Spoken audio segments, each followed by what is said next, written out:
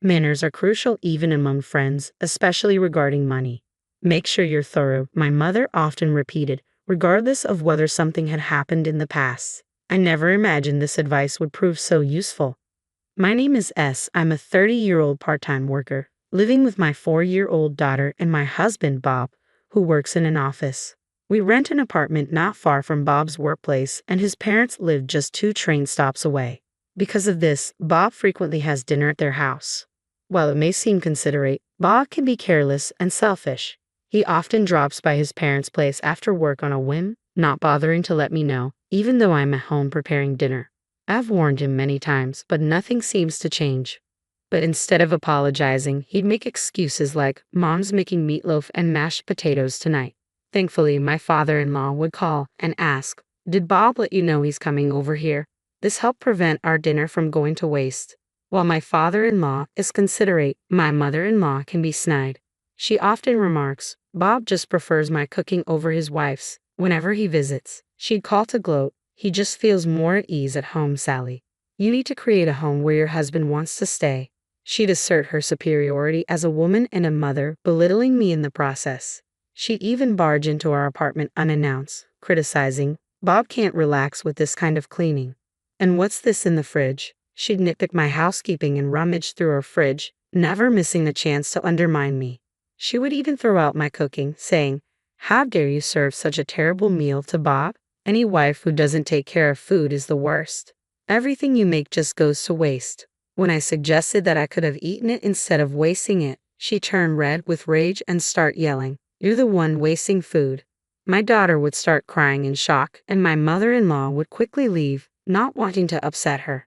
She's selfish and runs away when things get tough. I told Bob about her bullying, but he just brushed it off, saying, "You're imagining things," or "She doesn't mean any harm." I was initially attracted to his bright and sociable nature, but that feels like a distant memory now. He's just moody and dismissive, barely acknowledging our daughter when she tries to talk to him.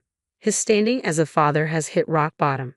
To make matters worse, the education fund we had been diligently saving for our daughter had completely vanished. A substantial amount, $40,000, had been withdrawn.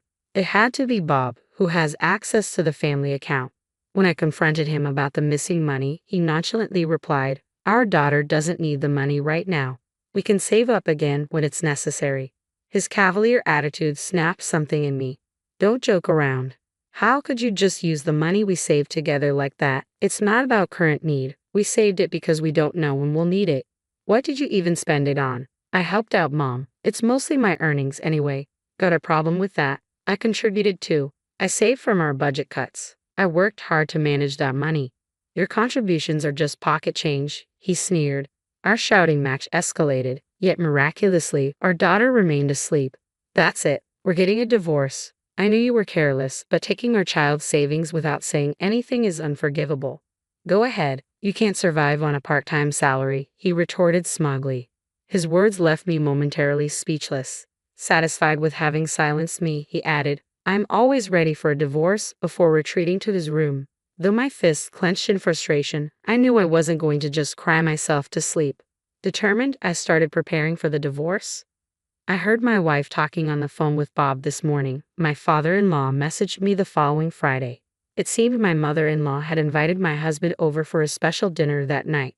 Since Bob hadn't mentioned anything, he was probably planning to go without telling me, as usual. Ever since I declared my intention to divorce and was belittled for my part-time job, Bob's attitude has shifted to one of outright disdain. He'd say things like, "I don't need to care for a dependent like you," while scattering the laundry around and neglecting to clean the room.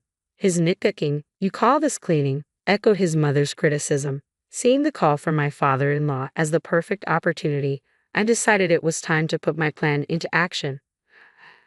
I timed my visit to my in-laws' house to coincide with Bob's return from work. It appeared my father-in-law hadn't arrived home yet. Bob and my mother-in-law were clearly taken aback to see me, but she quickly scoffed, "Oh, you came to mooch off the sushi dinner. How despicable. You don't deserve it," she spat venomously. It was clear they had no intention of letting me inside. Despite the wooden front door of their detached house not being very soundproof, their loud voices carried outside. As always, they were oblivious to the impact of their selfishness on those around them. I haven't received any message about dinner. All your father told me was that you were visiting your parents' house. I said, are you being sarcastic because I didn't inform you? Do I need to report every move to a mere housemaid? Talking to my dad behind my back as a wife. That's just creepy, he retorted. He seemed absorbed in his own harsh words while my mother-in-law smirked in the background. I shot back, the creepy one is you, which wiped the smirk off her face. What did you say? She demanded. It's disgusting how you misinterpret your father's kindness. You're a lousy husband who can't communicate. Can't you see he's just trying to be considerate? Bob seemed to realize his lack of communication was part of the problem. My husband bit his lip and fell silent. Then you should have declined. You're causing trouble for Dad and being so brazen. My mother-in-law defended him, her words as hollow as ever. Please, keep barking over there. I didn't come here to argue with you. Let's get straight to the point. I want a divorce. What? Are you serious? Bob's eyes widened in genuine shock. You think you can manage on a part-time salary? And by the way, I'm not giving you our granddaughter. You can't raise her. Go apologize to Mom. I addressed the shouting pair calmly. Starting next month, I'll be working full-time. I'm currently part-time in medical administration, the same place where I worked full-time before we got married. When I mentioned my thoughts about divorce to my colleagues, they suggested that I return to full-time work.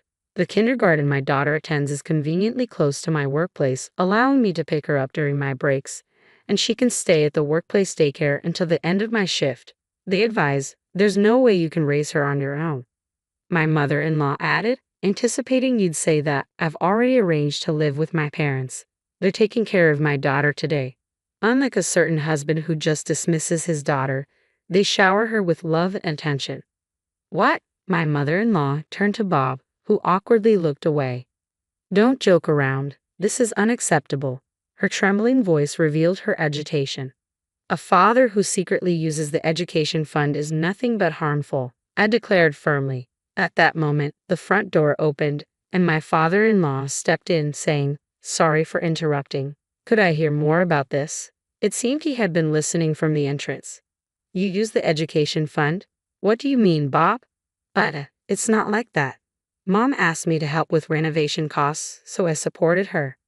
Renovation costs? My father-in-law looked just as confused and turned to my mother-in-law for a detailed explanation. Bob suggested we move in together. It would be more economical than continuing to pay rent, and if we're going to live together, renovations are necessary, right? That's where the money went. I felt overwhelmed by the new revelations. Moving in together. I haven't heard a word about that. And what about the education fund?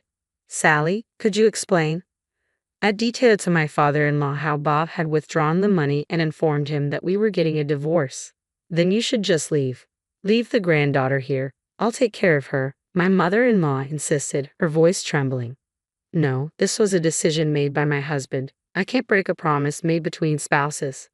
I don't recall agreeing to that, I thought to myself as I pulled out a file from my bag and showed it to them. This is the pledge we made regarding the education fund. Given Bob's carelessness, I documented our agreement just in case. One of my mother's lessons was always to document anything related to money. Bob's signature is here, my father-in-law observed, sounding impressed. What? Why is this here? Bob's face turned pale, realizing he'd likely signed without reading.